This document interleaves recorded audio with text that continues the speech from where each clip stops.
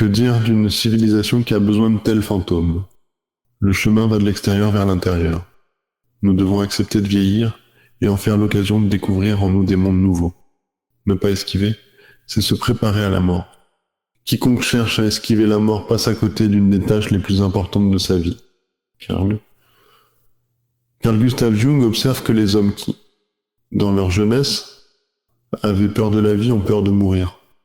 Je me suis rendu compte que les jeunes gens qui craignent la vie sont justement ceux qui souffrent, plus tard, d'affronter la mort, quand ils sont jeunes, on prétend qu'il s'agit de résistance infantile face aux exigences normales de la vie.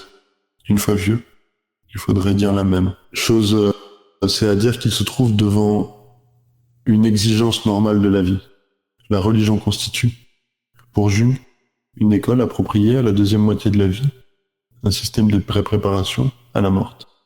Pour lui, voir dans la mort le fondement de la vie correspond à une compréhension profonde de l'humain, qui ne prend pas en compte cet élément fondamental de l'âme humaine, s'isole psychologiquement, et s'oppose au côté le plus humain de son être. Selon Jung, s'éloigner de la vérité. Son âme est la source de toutes les névroses.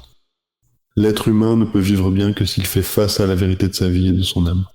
Celui qui prend en compte son âme, mais s'oppose à elle, entre dans un conflit interne qui le rend malade.